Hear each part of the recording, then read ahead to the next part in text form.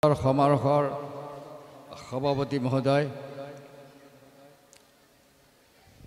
আজিৰ সভাত উপস্থিত থকা আমাৰ মোৰ এসময়ৰ সহকৰ্মী শিক্ষক আবুল হোসেন কবিৰ মহোদয়, সাত্তাৰউদ্দিন আহমেদ সাহাব, সেনীন্দ্ৰ ৰাজা মহোদয়, আজিৰ মঞ্চত উপবিষ্ট জিলা পৰিষদৰ সভানেত্ৰী মহোদয়া, মোৰ সন্মুখত উপবিষ্ট মোৰ নপুৰণি ছাত্ৰ ছাত্ৰীসকল, আজিৰ দিনটো এনেকুৱা এটা দিন যি দিনটোত মই আপ্লুত হৈ গৈছোঁ। এই সমাৰোহৰ আয়োজন কৰিছে আমাৰ প্ৰাক্তন ছাত্ৰই, আয়োজক মণ্ডলী আমাৰ প্ৰাক্তন ছাত্ৰ। তেওঁলোকৰ এই চিন্তাধাৰা সাধাৰণতে হাইস্কুল পৰ্যায়ত কোনো প্ৰাক্তন ছাত্ৰ ছাত্ৰীৰ সমাৰোহ খুব কমেই ঘটে, মই শুনাই নাই। এনেকুৱা এটা বিৰল সমাৰোহ আজিৰ এই নাগাবান্ধা হাইস্কুলৰ প্ৰাক্তন ছাত্ৰ ছাত্ৰীসকলে আজি আয়োজন কৰি আমাৰ এই পুৰণা বিশেষকৈ পুৰণা ছাত্ৰী ছাত্ৰীসকলক দেখা সাক্ষাৎ হোৱাৰ যিটো সুযোগ দিলে, তাৰ কাৰণে মই আয়োজক মণ্ডলীক অন্তৰৰ পৰা আন্তৰিক ধন্যবাদ জ্ঞাপন কৰিলোঁ। প্ৰাক্তন ছাত্ৰ ছাত্ৰীসকল, মই তেওঁলোকক সম্বোধন কৰি কৈছোঁ, তোমালোক আমি শিক্ষকসকলৰ কাৰণে আমাৰ নিজৰ পুত্ৰ কন্যা সম। আমাৰ নিজৰ পুত্ৰ দূৰত চাকৰি সূত্ৰে যদি বহুদিন ঘৰলৈ নাহাকৈ থাকে, ঠিক সেইদৰে দূৰত বিয়া দিয়া ছোৱালীজনী বহুদিনৰ মূৰত ঘৰলৈ যেতিয়া আহে, তেতিয়া আমাৰ যিটো আনন্দ, আজি এই আয়োজনত মুঠ আমাৰ পুত্ৰসম ছাত্ৰ ছাত্ৰীসকলক সন্মুখত দেখা পাই নথৈ আনন্দিত হৈছোঁ। আৰু এই আয়োজন নকৰা হ'লে, এনেকুৱাটো হ'লে হয়, আমাৰ এতিয়া বয়স হৈছে যথেষ্ট, বৃদ্ধ অৱস্থা, হয়তো বহু ছাত্ৰ ছাত্ৰীক মনত পৰে, কিন্তু দেখাৰ সৌভাগ্য হয়তো নহ'লহেঁতেন। আজি তাৰ কাৰণে আকৌ এবাৰ মই আজিৰ এই সমাৰোহৰ আয়োজক মণ্ডলীক আন্তৰিক ধন্যবাদ জ্ঞাপন কৰিছোঁ। মৰমৰ ছাত্ৰ ছাত্ৰীসকল, ওচৰৰ ছাত্ৰ ছাত্ৰীসকলক সদায় যে দেখা পাওঁ, ওচৰে পাজৰে তেওঁলোকক পাহৰি নামে দেখাই চিনি পাওঁ, দেখা শুনা হয়। কিন্তু বহু ছাত্ৰ ছাত্ৰী, প্ৰাক্তন ছাত্ৰ ছাত্ৰীৰ প্ৰায় 70% ইমান দূৰত থাকে, বিভিন্ন কৰ্মৰত অৱস্থাত থাকে, তেওঁলোকক দেখাৰ সৌভাগ্য মোৰ নহয়। সিদিনা গৰাখহনীয়া হোটেলত চাহ খাই আছোঁ। তেনে অৱস্থাত এগৰাকী মহিলা কোলাত কেঁচুৱা লৈ মোৰ চাহ খোৱাৰ টেবুলৰ ফ্ৰণ্টত আহি থিয় হ'ল আৰু ক'লে, ছাৰ কেনে আছে? মই আচৰিত ক'লোঁ, দেখাচোন মই চিনি নাপাওঁ। মই সুধিলোঁ, তুমি কোন হয়? মহিলাগৰাকীয়ে ক'লে, ছাৰ মই আপোনাৰ ছাত্ৰী অঞ্জলি, আপুনি মোক চিনি নাপালে। মই বোলে, মাজনী শুনা, এতিয়া দুটা কথা, এটা হ'ল মোৰ বয়স বৃদ্ধ অৱস্থা হোৱাৰ কাৰণে মেমৰি ফল কৰিছে, সেইটো এটা কাৰণ। দ্বিতীয় কাৰণটো হ'ল তোমালোকৰ আগৰ যিটো চেহাৰা, প্ৰাকৃতিক কাৰণত সেই চেহাৰাৰ পৰিৱৰ্তন হৈছে। গতিকে পূৰ্ব ছাত্ৰ ছাত্ৰী, তোমালোক স্কুলত থাকোঁতে আছিলা কিশোৰ কিশোৰী, আৰু এতিয়া এই বয়সত তোমালোকক চিনি পোৱাটো মোৰ কাৰণে এই কাৰণ দুটাৰ কাৰণে মই চিনি পোৱা নাই, বেয়া নাপাবা। ঠিক সেইদৰে আজি মাত্ৰ এসপ্তাহ আগত মোৰ ঘৰৰ ওচৰত এজনে ইমান সুন্দৰ হেণ্ডৰাইটিং, কি কৰি আছে এটা বৰ্ডত মানে ব্লক লেটাৰ লিখিছে লেখাটো চাই মোৰ লিখা চাই খুব ভাল লাগিছে মই ওচৰতে যেতিয়া গৈ পেলাই অলপ লাহে লাহে যোৱা হ'লোঁ তেতিয়া ল'ৰাজনে লিখাটো এৰি মোক সুধিলে ছাৰ কেনে আছে মই বোলে তোমাকতো চিনি নাপালোঁ তুমি কোন ক'লে ছাৰ মই পৱন এইটো পৱনক হয়তো বহুতে চিনি পাব হ'বলা এইটো এটা কেৱল অচিনাকি এই ছাত্ৰ ছাত্ৰীসকলক চিনি নাপালোঁ তাৰ এটা মই এটা দৃষ্টান্তহে দিলোঁ গতিকে এতিয়া বহু ছাত্ৰ ছাত্ৰীক আজি দেখা পায় বহুতকে নামে মানুহে মই চিনি পোৱা নাই পৰিচয় কৰি দিয়াৰ পৰাহে দেখা পাইছোঁ যে নহওক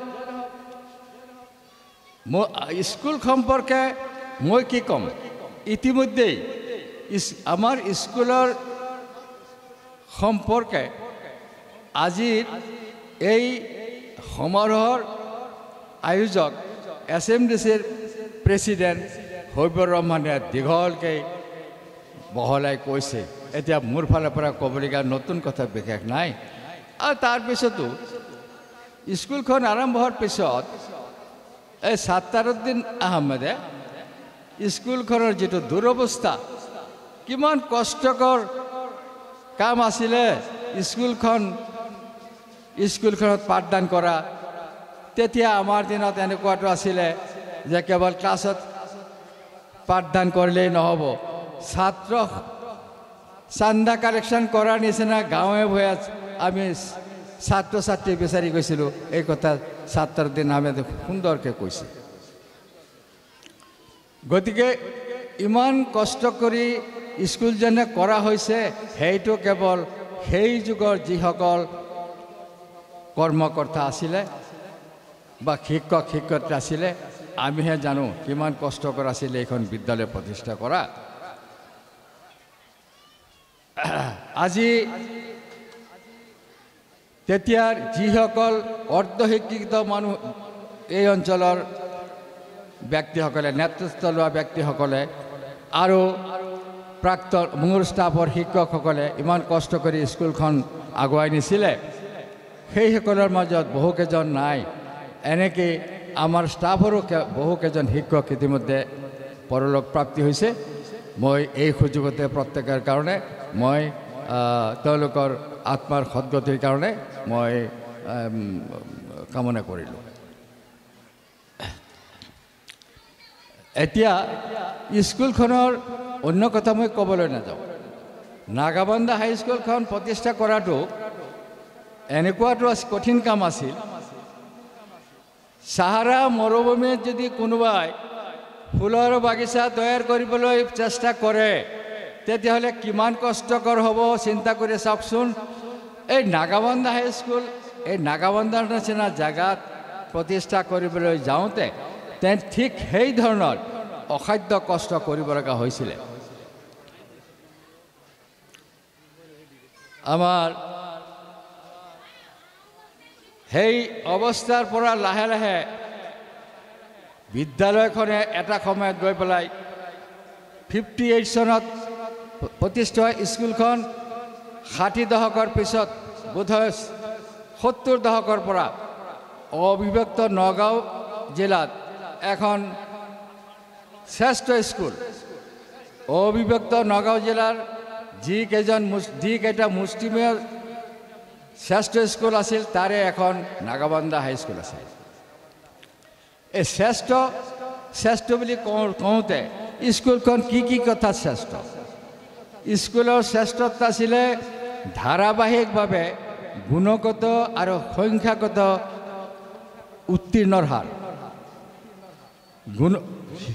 সংখ্যাগত আৰু গুণগত উত্তীৰ্ণৰ হাৰে এই নাগাবন্ধা হাইস্কুলখন শ্ৰেষ্ঠত্বলৈ পৰিণত কৰিছিলে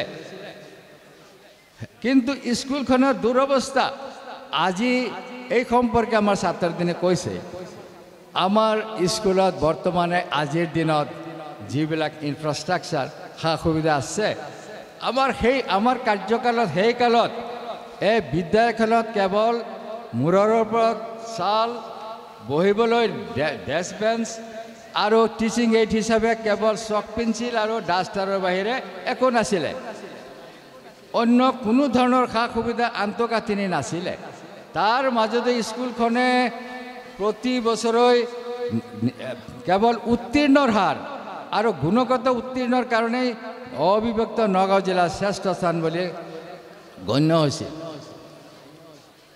এতিয়া কথা হৈছে স্কুল এখনত শ্ৰেষ্ঠ বুলি গণ্য হ'বলৈ হ'লে কি কথাৰ কাৰণে শ্ৰেষ্ঠ হৈছিলে কাৰণ স্কুলত লিখা পঢ়া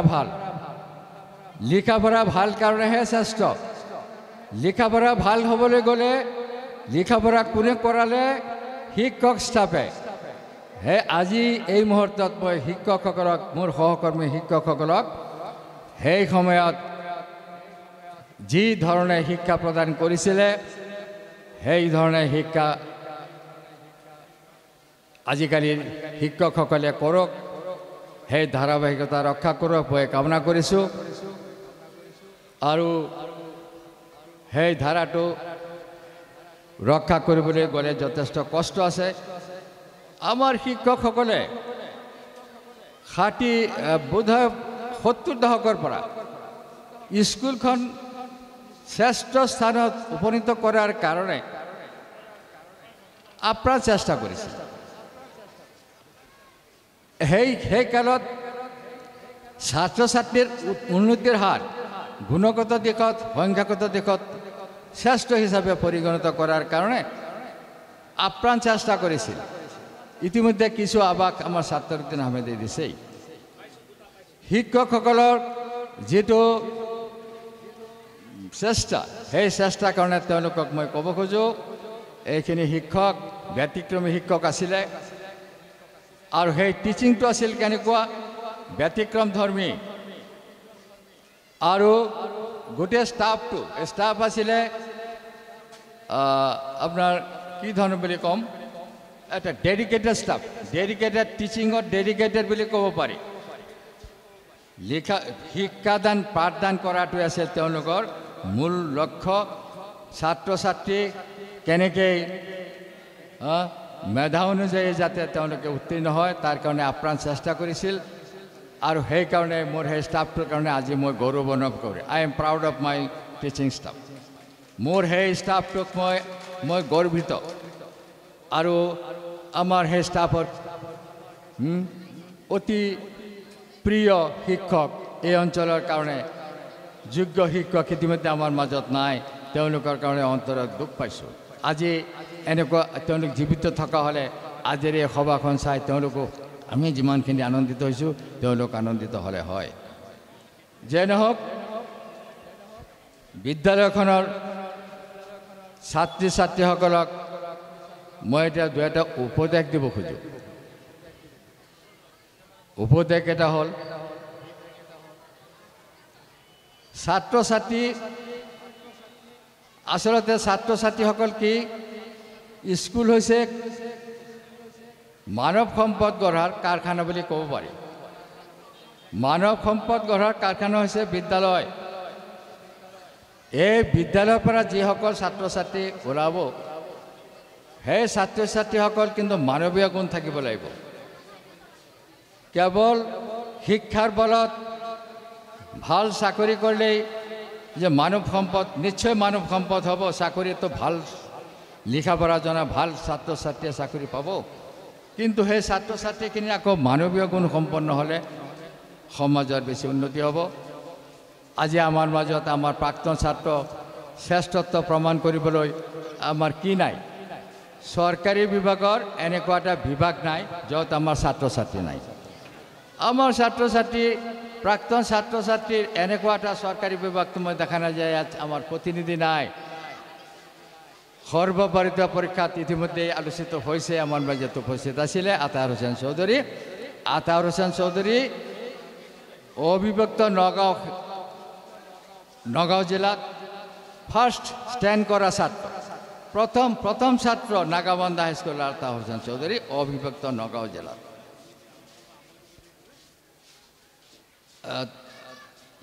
ইয়াৰ পিছে আমাৰ ছাত্ৰ ছাত্ৰীৰ মই নাম কৈ আৰু একো ক'ব খোজা নাই প্ৰত্যেকটা বিভাগতে আমাৰ যোগ্য প্ৰতিনিধি আছে। আমাৰ এই নাগাবান্ধা হাইস্কুল হৈছে এখন নগাঁও জিলাৰ বা মৰিগাঁও জিলাৰ এটা ক্ষুদ্ৰ অংশ।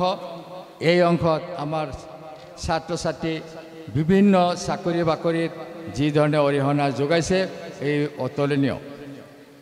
আমি যি সময়ত স্কুলখন কৰি পাতিছিলোঁ তেতিয়া আমাৰ এই নাগাবান্ধা হাইস্কুলৰ অপাৰেশ্যনেল এৰিয়া, কেচমেণ্ট এৰিয়া বুলি ক'ব পাৰি, অপাৰেশ্যনেল এৰিয়াত মোটামুটি 15খন গাঁও আছিলে। এই 15খন গাঁৱত একমাত্ৰ নাগাবান্ধা হাইস্কুল, য'ত এজন মেট্ৰিকুলেট 1958ৰ কথা কৈছোঁ মই।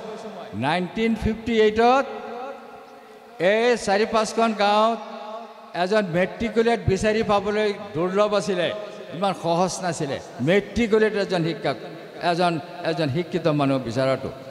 গতিকে অনাখুৰি জেগাতেই স্কুলখন যে প্ৰতিষ্ঠা কৰি কম দিনৰ ভিতৰত এই কেইবছৰ ভিতৰতে ইমান উন্নত কৰি জেগাডোখৰ আগুৱাই নিছে, তাৰ কাৰণে স্কুলখনৰ কৃতিত্ব যথেষ্ট।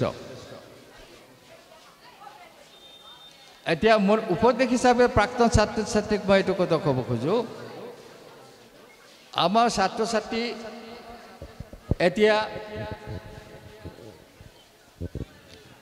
এতিয়া এই যোগ্য নাগৰিক আমাৰ অঞ্চলৰ শিক্ষিত মানুহৰ ওপৰত বহু কথা দায়িত্ব থাকে। তাৰ মাজত কিছু আছে আমাৰ যিবিলাক ছ'চিয়েল ইভিল বুলি ক'লে আমাৰ মাজত এতিয়া ড্ৰাগছ, SP চাহাবে কৈ গৈছে, ড্ৰাগছৰ প্ৰচলন, বাল্য বিবাহ, তাৰপিছত জনবিস্ফোৰণ, এইকেইটা মানে গুৰুতৰ ৰূপ লৈছে। গতিকে এই ছ'চিয়েল ইভিল আমাৰ সমাজত দূৰী কৰাৰ কাৰণে এই দায়িত্ব ল'ব লাগে। কাৰণ আমাৰ এতিয়াও শিক্ষিত হ'লেও আমাৰ অঞ্চলত এইবিলাকৰ প্ৰাদুৰ্ভাৱ বেছি। বাল্য বিবাহ, জনবিস্ফোৰণ, ড্ৰাগছ, এইবিলাকৰ বিৰুদ্ধে শিক্ষিত মানুহখিনিহে দায়িত্ব ল'ব লাগে আৰু আমাৰ অঞ্চলটো এইবিলাকৰ পৰা মুক্ত হ'ব লাগে। মই বহলাই নক'লেও আপোনালোকে নিশ্চয়, আমাৰ ছাত্ৰ ছাত্ৰীয়ে নিশ্চয় বুজিছে যে এই দুৰাৰোগ্য বেমাৰবিলাক আমাৰ মাজৰ পৰা নাইকিয়া হ'ব লাগে। আৰু তাৰপাছত আৰু এটা আছে অন্ধবিশ্বাসটো এটা ছ'চিয়েল ইভিল, তাৰ বিৰুদ্ধে যুঁজ দিব লাগে। মই এটা উপদেশ দিলোঁ। আৰু এটা কথাত মই এটা ক'ব খোজোঁ, এইটো হৈছে আমাৰ মাজত এতিয়া ইউনিটি এণ্ড ডাইভাৰ্চিটি, ভিন্নতাৰ মাজত একতাত ঘূণে ধৰা যেন লাগে। ইউনিটি এণ্ড ডাইভাৰ্চিটি ইয়াত ঘূণে ধৰা বুলি মই কিয় কৈছোঁ, বোধহয় আপোনালোকে কিছু বুজিছে।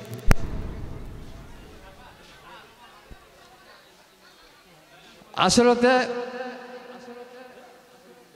ভাৰতীয় জাতীয় জীৱনত ইউনিটি এণ্ড ডাইভাৰ্চিটিয়ে মূল কথা। ভাৰতবৰ্ষখনত কোৱা হয় ভাৰতবৰ্ষ হৈছে মিনিয়েচাৰ ৱৰ্ল্ড, ক্ষুদ্ৰ বিশ্ব। এই ক্ষুদ্ৰ বিশ্বত আকৌ কি আছে, ডাইভাৰ্চিটি বেছি আছে। ডাইভাৰ্চিটি এইকাৰণে কোৱা হৈছে, প্ৰাকৃতিক কথা বাদেই দিলোঁ, মানুহৰ জনগণৰ মাজত গোটেই বিশ্বত যি ধৰণৰ মানুহ আছে, যি ভাষা ভাষী, জাতি উপজাতি, ধৰ্মৰ মানুহ, গোটেই সব জাতৰ মানুহ, সব ধৰণৰ মানুহ ভাৰতত আছে। এতিয়া ভাৰতৰ শান্তি নিৰ্ভৰ কৰে কিহৰ ওপৰত? ইউনিটিৰ ওপৰত। ডাইভাৰ্চিটি আছে কিন্তু তাৰ মাজত বিগত কি? ইউনিটি, মিলা প্ৰীতি। এতিয়া মই এইকাৰণে কৈছোঁ, আনে কি ফিল কৰিছে নাজানো, কিছুদিনৰ পৰা দেখা যায় ইয়াত মানে ইউনিটি ডাইভাৰ্চিটি বোলা কথাটো ইমান দিন যিটো শান্তি আছিলে সেই শান্তিটো বিঘ্নিত হৈ আছে। এইটো হয়নে নহয় আপোনালোকে অলপ চিন্তা কৰি চাব। মই এটা কথা ক'ব খোজোঁ, বিঘ্নিত হৈছে সেইবিলাক কাৰ দ্বাৰা? ধৰ্মৰ লগত কাজিয়া। ধৰ্মই এতিয়া মূল আলোচনাৰ বিষয়। হিন্দু মুছলমান, হিন্দু মুছলমান, হিন্দু মুছলমান। আজিকালি সমাজত এই প্ৰচাৰটো বেছি হৈ আছে। এইটো এটা ঋণাত্মক দিশ, এটা সমাজখনৰ এইটো এটা ঋণাত্মক দিশ, যেটো আগত নাছিল, এতিয়া হৈ আছে। এতিয়া মই ক'ব খোজোঁ, এই ইউনিটি, ডাইভাৰ্চিটিৰ মাজত ইউনিটি অনাৰ কাৰণে স্কুলবিলাকৰ এটা দায়িত্ব আছে। সেই হিচাপে মই ক'ব খোজোঁ, যিবিলাক বিদ্যালয়ত উভয় কমিউনিটিৰ ছাত্ৰ ছাত্ৰী আৰু এমপ্লয়ী থাকে, উভয় সম্প্ৰদায়ৰ শিক্ষক ছাত্ৰ ছাত্ৰী য'ত থাকে, তাতে এই ডাইভাৰ্চিটিৰ মাজত ডিসইউনিটি নাহিব, তাতে ইউনিটি বজাই থাকিব। এইকাৰণে বহাল থাকিব, কাৰণ ইয়াত ছাত্ৰ ছাত্ৰী হিন্দু ছাত্ৰ মুছলমান ছাত্ৰ বুলি কোনো কথা নাই। শিক্ষকৰ দৃষ্টিত কেৱল ছাত্ৰ, ছাত্ৰ ছাত্ৰীৰ দৃষ্টিত কেৱল শিক্ষক গুৰু, সমূহীয়া শিক্ষকসকল কেৱল সমূহীয়া শিক্ষকসকল কি বন্ধু বন্ধু। এইভাবে এই যে হাইস্কুল কেতিয়া এৰিব? 15 বছৰ বয়সলৈকে হাইস্কুলত থাকে। তাৰ আগত LP স্কুলৰ পৰা হাইস্কুললৈকে এই মিক্স কমিউনিটিৰ স্কুলবিলাক যদি থাকে, তেতিয়াহ'লে 15 বছৰ বয়সলৈকে এই ছাত্ৰ ছাত্ৰীক বয়স কি কাল বুলি কোৱা হয়? সৰু অৱস্থাত থাকে বাল্যকাল। হাইস্কুলত 15 বছৰ বয়সলৈকে এইটো হ'ল কিশোৰী কাল। কিশোৰী এডাল্ট হোৱাই নাই ক'বলৈ গ'লে।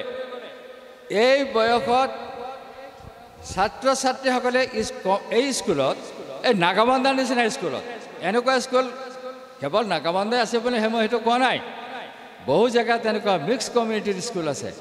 সেই স্কুলবিলাকত এইটোৰ অনুশীলন হয়। অনুশীলনকে ক্লাছত ৰিহাৰ্চেল হয় নেকি? ক্লাছত শিক্ষকে ক্লাছ নহয় কি? ইউনিটি ডাইভাৰ্চিটিৰ নহয়, এইটো অনুশীলন অট'মেটিক। এখন বেঞ্চত হিন্দু ছাত্ৰ মুছলিম ছাত্ৰ বহিলে, শিক্ষকৰ দৃষ্টিত ক্লাছৰুমৰ যিটো ইণ্টাৰেকশ্যন শিক্ষক ছাত্ৰৰ, ইয়াতো হিন্দু মুছলমানৰ কোনো ভেদ প্ৰভেদ নাই। ছাত্ৰসকলৰ মাজত বন্ধুত্ব গঢ়ি উঠিব, এদিনীয়া নহয়। কেনেকৈ? 15 বছৰ বয়সলৈকে যদি সেই ছাত্ৰ ছাত্ৰী এই পৰিৱেশটোৰ লগত অভ্যস্ত হয়, তেতিয়াহ'লে সেই ছাত্ৰ ছাত্ৰীৰ মাজত আজি যিটো দেখা গৈছে সমাজত বিশৃংখলাত হিন্দু মুছলমান এই অৱস্থাটো থাকিব পাৰেনে? 15 বছৰলৈকে যিটো অৱস্থাত তেওঁ ডাঙৰ হ'ল, অভ্যস্ত হ'ল, সেইখিনিয়ে তাৰ ভৱিষ্যত জীৱনত তাৰ জীৱন যাপনত এইটো প্ৰতিফলিত ৰিফ্লেক্ট হ'ব। গতিকে মই মোৰ প্ৰাক্তন ছাত্ৰী ছাত্ৰীসকলৰ প্ৰতি এটা আশা মই গৌৰৱেৰে ক'ব খোজোঁ, নাগাবান্ধা হাইস্কুলত যিবিলাক ছাত্ৰ ছাত্ৰী পঢ়ি গৈছে, প্ৰাক্তন ছাত্ৰী, আমাৰ প্ৰাক্তন ছাত্ৰ ছাত্ৰী কোনোদিনেই হিন্দু মুছলমানৰ যিটো তিক্ততা, এই তিক্ততাৰ অংশীদাৰ হ'ব নোৱাৰে বুলি মই ভাবোঁ। গতিকে সেইটো এটা আমাৰ নাগাবান্ধা হাইস্কুলৰ এটা ধনাত্মক দিশ বুলি মই গণ্য কৰোঁ। আৰু এইটো এইকাৰণেই ক'ব লগা হৈছে, আজি এই অৱস্থাটো নহা হ'লে এই কথাটো মোৰ মনত নাহিলে হয়। এইখন যিসকল উপস্থিত আছে তেওঁলোককো মই কওঁ, আমাৰ কেনেকুৱা দিন লাগে? আমাক দিন লাগে অসমখন আচলতে শ্ৰী শ্ৰী শংকৰদেৱ মাধৱদেৱৰ দেশ। আৰু কাৰ দেশ? আজান ফকীৰৰ। শ্ৰী শ্ৰী শংকৰদেৱ মাধৱদেৱ আৰু আজান ফকীৰৰ দেশ। যদি কিছু অধ্যয়ন আছে আপোনালোকৰ, তেতিয়াহ'লে নিশ্চয় জানে যে গুৰুজনাৰ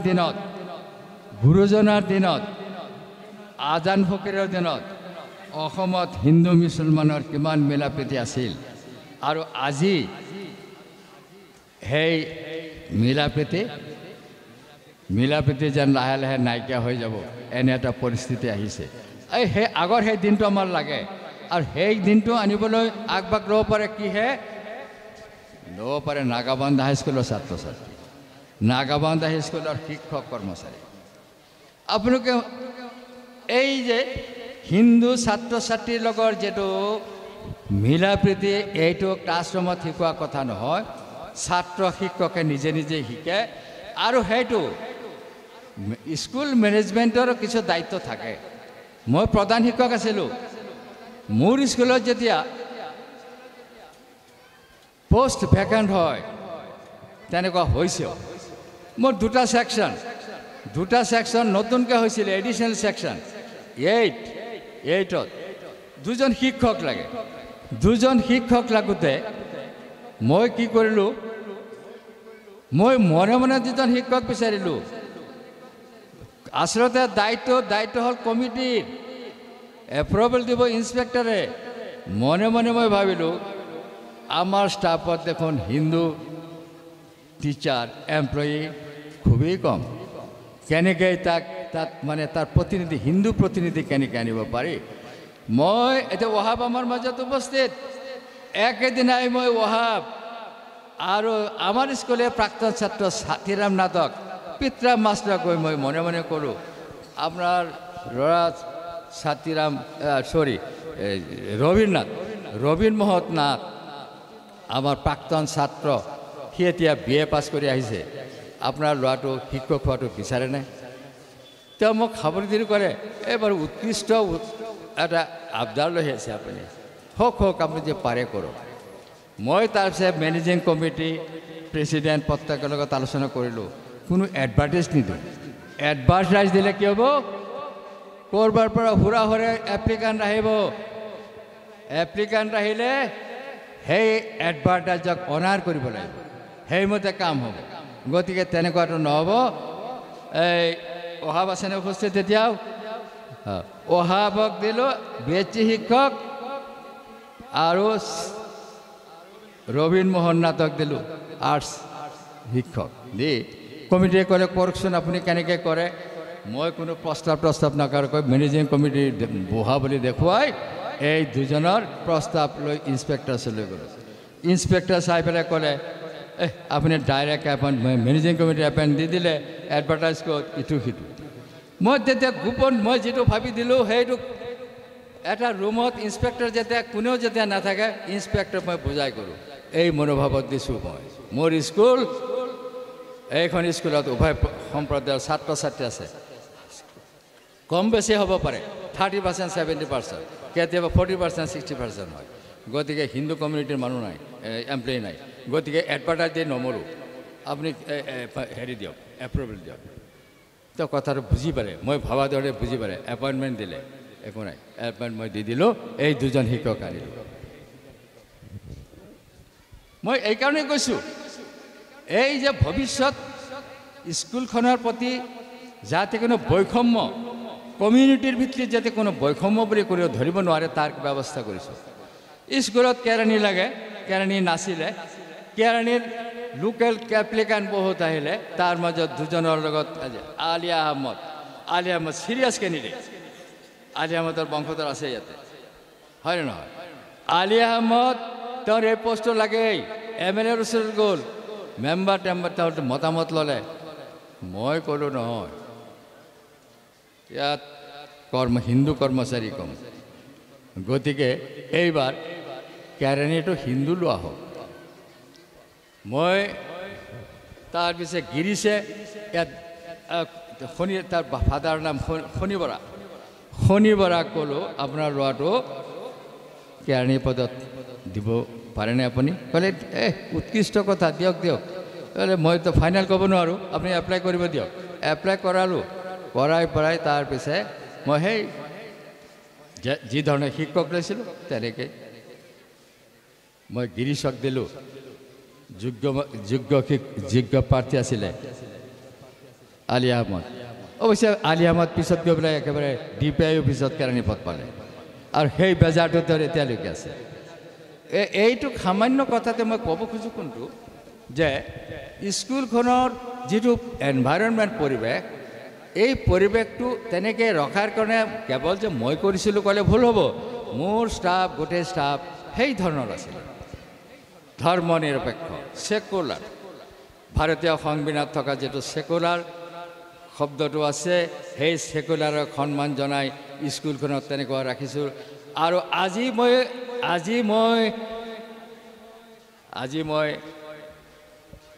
এটা ধাৰণা লৈছোঁ, এই যিমানেই হিন্দু মুছলমান হওক, যিমানেই হিন্দু মুছলমানৰ হেৰি হওক, যিমানেই জেহাদ ইত্যাদিৰ কথা হওক, উগ্ৰ হিন্দুত্বৰ কথা হওক, সমাজত দেশত আলোচনা হওক, মই ক'ব পাৰোঁ মই নাগাবান্ধা হাইস্কুলৰ মুছলিম ছাত্ৰক কোনোদিনে জেহাদ উগ্ৰপন্থী হ'ব নোৱাৰে।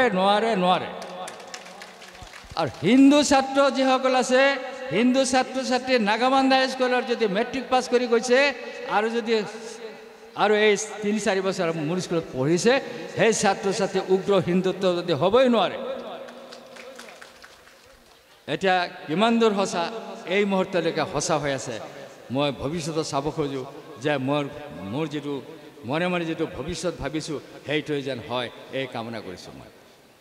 গতিকে আজি নাগাবান্ধা হাইস্কুলৰ বিষয়ে বহু কথা কোৱা হ'ল। নাগাবান্ধা হাইস্কুলে কি কৰা নাই, চাকৰি, ডাঙৰ ডাঙৰ চাকৰিৰ কথা কোৱা হ'ল। কোনোবাই মোৰ ল'ৰাটো মজিউৰ ৰহমান, সি বিশ্বৰ কেইটামান মাত্ৰ মুষ্টিমেয় বিশ্বৰ শ্ৰেষ্ঠ ইউনিভাৰ্চিটি, তাৰে অক্সফৰ্ড ডাব্লিন ইউনিভাৰ্চিটি সমকক্ষ ডাব্লিন ইউনিভাৰ্চিটিৰ পৰা PhD ডিগ্ৰী লাভ কৰি আহিছে এই সামান্য পিছপৰা নাগাবাঞ্চলত।